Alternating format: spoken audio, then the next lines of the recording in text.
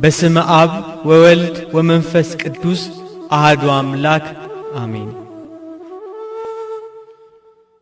ብጽዕት ሰማዕት አርሴማ ቅድስት የክርስቶስ የጸጋው ማደሪያ በውስጧ የእምነት ኪዳን ጽላት ያለባት በልቧ የአስሩ ቃላት ሕጎች የተጻፉባት እናታችን አርሴማ ቅድስት የሰማይ መላእክት ስለ መከራዋና የስቃይዋ ብዛት እህታችን ይሏታል። ትውልድ ሁሉ ደግሞ ያደንቋታል።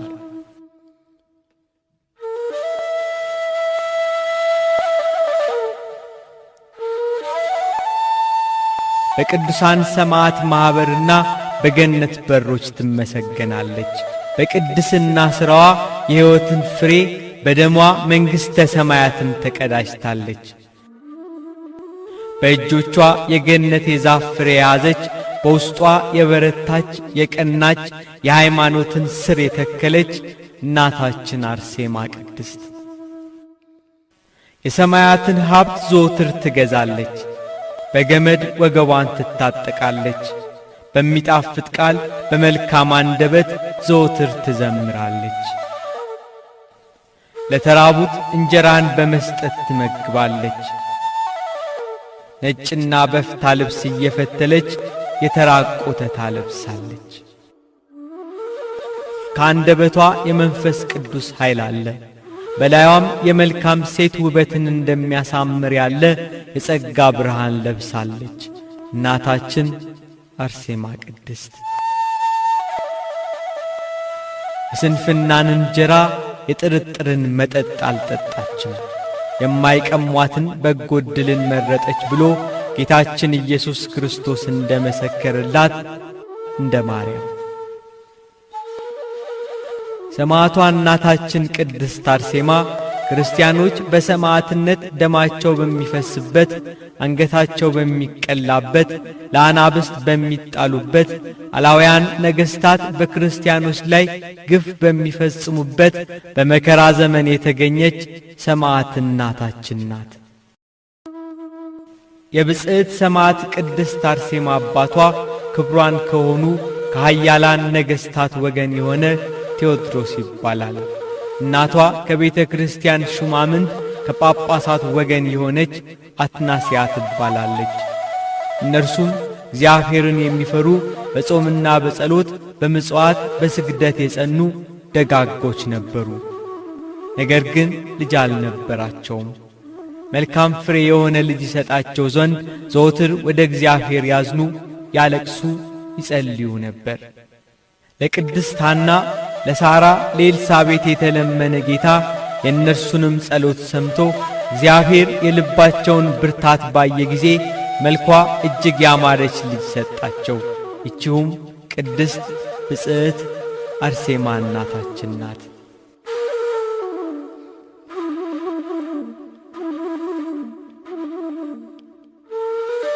ወላጆቿ በቤታቸው እስከ 3 ዓመት ድረስ አሳደጓት። 3 ዓመት ሲሞላት አምላክን በወለደች በእመቤታችን በቅድስት ድንግል ማርያም ስም በተሠራች ገዳም ታገለግል ዘንድ ሰጧት። ከ12 ዓመትም በኋላ አባቷና እናቷ ከካህን ወገን ሊያጋቧት ወደዱ። እናታችን ቅድስት አርሴማ ግን ይህንን አልወደደችም። እናታችን ቅድስት አርሴማ የነበረችበት ዘመን በቤተ ክርስቲያናችን ታሪክ ዘመነ ሰማዕት ይባል ነበር። በተለይም ከ60 ዓመተ ምህረት እስከ 321 ዓመተ ምህረት ድረስ በሮም የነገሱ አላውያን ነገሥታት በሚያውጁት አዋጅና በሚያወጡት ሕግ ክርስቲያኖች እንደ ሙሉ ሰው አይቆጠሩም ነበር። በክርስቶስ የባሕርይ አምላክነት በማመናቸውና የሮም ነገሥታት ጣዖታትን ባለማምለካቸው እንደ ሽንኩርት ይከተፉ፣ እንደ ጧፍ ይቃጠሉ ነበር። በሃይማኖት ጽኑዓን ስለነበሩ አንገታቸውን ለሰይፍ ደረታቸውን ለጦር እየሰጡ በመጨረሻው ዘመን ከእግዚአብሔር የሚያገኙትን የክብር አክሊል በማሰብ በመከራ ውስጥ ደስተኞች ነበሩ። በዚያ የሰማዕትነት ዘመን ቤተ ክርስቲያን ብዙ ሰማዕትን አግኝታለች። እነ ቅዱስ አግናጢዮስ ምጡዕ ለአንበሳ፣ ጁስቲን፣ ሰማዕቱ መርቆሬዎስ፣ ዶሚንና ጓደኞቹ፣ የልዳው ሰማዕት ቅዱስ ጊዮርጊስ፣ እናታችን ቅድስት አርሴማ፣ ሌሎችም ቁጥራቸው ከሰማይ ከዋክብት የበዙ ቅዱሳን ደማቸውን ለከበረ ወንጌል ሕይወታቸውን ስለ ክርስቶስ ፍቅር ለግሰዋል። በዚያ ዘመን እናታችን ቅድስት አርሴማ እንግልት፣ መከራና ስደት፣ ሞት ተቀብላለች። የእናታችን የብጽዕት አርሴማ የፊቷ ውበት እጹብ ድንቅ በመሆኑ በዘመኗ የሚመስላት አልነበረም። 15 ዓመት በሆናት ጊዜ በሦስተኛው መቶ ክፍለ ዘመን በመላው ሮም ነግሶ የነበረው ጨካኙና ከሃዲው ንጉሥ ዲዮቅልጥያኖስ ሰይጣን አነሳሳው። መልኳ ውብ የሆነች አንዲት ሴት ልጅ መርጠው እንዲያጋቡት በየሀገሩ ሁሉ ዞረው እንዲፈልጉለት ካገኙ መልኳን በሰሌዳ ስለው እንዲያመጡለት ጭፍሮቹን አዘዛቸው። ጭፍሮቹ ሮሜ በደረሱ ጊዜ የደናግላንን ገዳም አገኙ። በዚያ ብጽዕት ቅድስት አርሴማን አዩአትና ስዕሏን ስለው ለንጉሡ ላኩለት። ንጉሡም ለጭፍራው ለንጉሥ ድርጣድስ በአስቸኳይ ይዘው ያመጧት ዘንድ ጽኑ ትእዛዝ አዘዛቸው። ንጉሡ ድርጣድስም ብጽዕት ቅድስት አርሴማን ባያት ጊዜ በተደነቀ ውበቷ ተገረመ። ንጉሡ አረመኔ ነበረና ሰማዕታትን ሲገርፍ ሲያሰቃያቸው ባየች ጊዜ እንባን ከዓይኖቿ በፊቷ ላይ አፈሰሰች። እሷ እንደነሱ ስለ ክርስቶስ መገረፍን መረጠች። በታላቅ ቃል እየጮኸች እንዲህ አለች፣ ስለ ቅዱስ ስምህ ሰማዕት ሆን ዘንድ ጌታዬ አምላኬ ኢየሱስ ክርስቶስ ይርዳኝ እያለች በንጉሥ ድርጣድስ ፊት ቆመች። ንጉሡ ደንግጦ እመቤቴ ሆይ ደምግባትሽ ያማረ የተዋበ ልብን የሚያርድ ቢሆንም ከዚህ ምን አመጣሽ አላት። ለመከራስ ወደ እኛ ትመጪ ዘንድ ያስጨነቀሽ ምንድነው ብሎ ስለ እርሷ ሲል የሚገረፉ እንዳይገረፉ የታሰሩት ቅዱሳንም እንደሚፈቱላት በመልካም ንግግር አባበላት። እርሷ ግን ቀኝና ግራዋን ደረትና ሰውነቷን ገጿን ሁሉ በትምህርተ መስቀል አማትባ ንጉሡንና ሥራውን የሚያመልካቸውንም ጣዖታት ረገመች። ስለዚህ ንጉሡ ተበሳጨ። ተቆጥቶ ከቅዱሳኑ ጋር አብሮ ብዙ ስቃይን አሰቃያት። ለአንበሳ ሰጣት፣ ከገደል ጉድጓድ ከእሳት ጣላት። በነፈረ ውሃ በፈላ ውሃ ውስጥ ተቀቀለች። ክርስቲያኖች በስሙ ሊያምኑ ብቻ ሳይሆን ስለ እርሱ መከራን ሊቀበሉ ግድ ነውና ስለ ኋላው ክብር የዛሬውን መከራ በትዕግሥት ተቀበለች። ነገር ግን ከደረሰባት መከራ ሁሉ ጌታችን አምላካችን መድኃኒታችን ኢየሱስ ክርስቶስ ይሰውራት ያጽናናት ዘንድ በቅዱሳን መላእክት ታጅቦ እየተገለጸላት ቃል ኪዳን ይሰጣት ነበር። በዚያ አብረዋት መከራን ይቀበሉ ከነበሩት ቅዱሳን ጋር ክብርት ብጽዕት እናታችን አርሴማ ቅድስት ቆራጥ ሆና መከራን ለመቀበል ተዘጋጀች። ሰማዕትነትን ለመቀበል በቀረበች ጊዜ የንጉሥ ድርጣድስና የጭፍሮቹ የወደፊት ዕድል ፈንታ ዕጣ ተርታቸው በመንፈስ ቅዱስ ተገለጸላት። ንጉሡ ድርጣድስ ድብ አውሬ ሆኖ የገዛ ሥጋውን እየበላ የገዛ ደሙን እየጠጣ በዱር በበረሃ በገደል አውሬ ሆኖ እንደሚንከራተት የሚያስፈራ አውሬ ሆኖ በዱር እንደሚበተን የኋላ ኋላም ከነ ሕይወቱ ከረግረግ ጭቃ ውስጥ ጎርጎርዮስ የሚባል አንድ ጻድቅ ጸልዮ ወደ ቀድሞ አነዋወሩ እንደሚመልሰው ታያት። ይህንንም ትንቢት ነገረቻቸው። እናታችን አርሴማ ቅድስት በሰማዕትነት መስከረም 29 ቀን በተሳለ ሰይፍ በክብር አረፈች። ባረፈችበት ጊዜ ጌታችን መድኃኒታችን ኢየሱስ ክርስቶስ ከእናቱ ከድንግል ማርያም ጋር የብዙ ከሚሆኑ መላእክት ከቅዱሳን አባቶች ጋር ቃል ኪዳን ሊሰጣት ተገለጸላት። የማይሻር ቃል ለክብርት ቅድስት አርሴማ እንዲህ ሲል ሕያው ቃል ኪዳን ገባላት። በአንቺ አማላጅነት ያመኑ ብዙ ሰዎች ይድኑ ዘንድ ማልሁልሽ። ዳግመኛ የክርስቲያን ወገኖች በጸሎትሽ ቢታመኑ አድናቸዋለሁ። አረማውያን እንኳን ቢሆኑ በአንቺ ስም ቢማጸኑ ደስ አሰኛቸዋለሁ።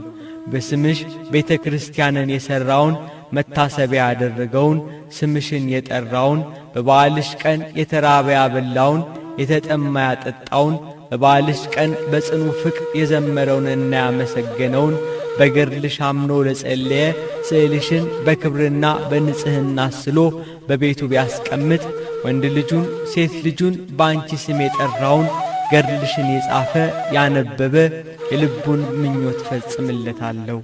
የጽድቅ ብርሃን በሆነ አምድ በወርቅ ቀለም ከስምሽ ጋር ስሙን ጽፈዋለሁ ብሎ ቃል ኪዳን ከሰጣት በኋላ በክብር በቅዱሳን ዝማሬ መላእክት በብሩህ ደመና ጋርዶ እንደ መብረቅ ወደ ሰማይ አሳረጋት።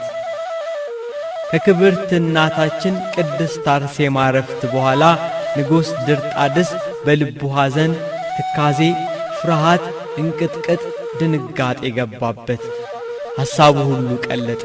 የሆድ አንጀቱ ታወከ። እስከ 3 ቀንም እህል አልበላም፣ ውሃም አልጠጣም። ፊቱ እንደ ቁራ ጠቆረ፣ ሥጋው እንደ ደረቀ እንጨት ደረቀ። እንደ ውሻ ያስታውካል፣ ምላሱንም ያወዛውዛል። በዚህ ሥራው እስከ 4 ወራት ተቀመጠ። የቅርብ ባለሟሎቹና ሰራዊቶቹ ንጉሡ ከሐዘኑ እንዲረጋጋ ከሕማሙ እንዲፈወስና እንዲነቃቃ ወደ አደን ከእኛ ጋር ወስደን እናውለው ብለው ወደ አደን ወሰዱት። ያን ጊዜ የፊታቸው መልክ እንደ ሪያዎች መልክ እየተለወጠ ሄደ። አጋንንትም አድረውባቸው በዚያ በዱር እንደ አውሬ የሚኖሩ ሆኑ። በዘመነ ብሉይ ናቡከደነጾር የሚባል ንጉሥ በእስራኤላውያን ላይ ነግሶ አስተዳደሩ ቢከፋ፣ ድሃ ቢበድል፣ ፍርድ ቢያጓድል፣ እግዚአብሔር ቢታገሰው፣ ድንጋይ ጠርቦ እንጨት አለዝቦ በራሱ ምስል ጣዖት ሰርቶ በግልጽ እኔ ላቆምኩት ምስል ስገዱ እኔንም አምልኩ ብሎ ቢያውጅ ንጉሡን ናቡከደነጾርን እግዚአብሔር አቃለለው፣ ወደ እንስሳነትም ለወጠው።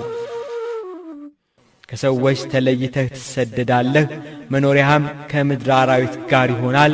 እንደ በሬም ሳር ትበላ ዘንድ ትገደዳለህ። ይህም በናቡከደነጾር ላይ ደረሰ። ጠጉሩም እንደ ንስር ጥፍሩም እንደ ወፎች እስኪረዝም ድረስ ከሰዎች ተለይቶ ተሰደደ እንዳለ።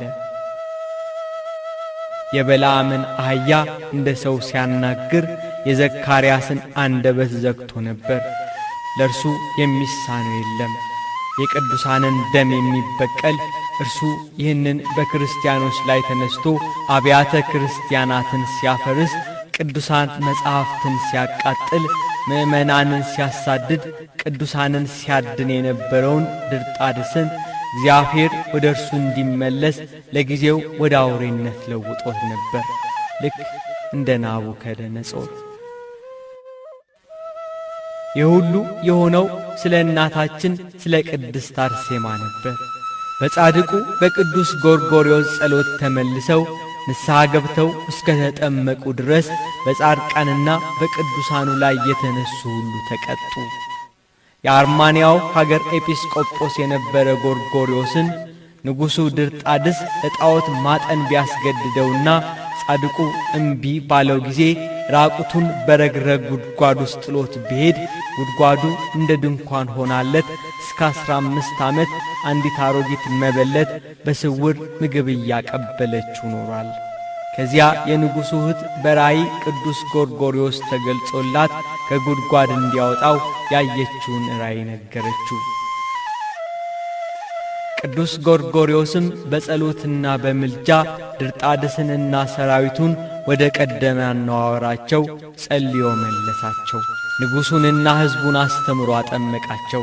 በእመቤታችን በቅድስት ድንግል ማርያም ስምና በሰማዕቷ እናታችን በቅድስት አርሴማ ስም ታኅሳስ 6 ቀን መቅደስ አንጸው ቅዳሴ ቤቷን አከበሩ።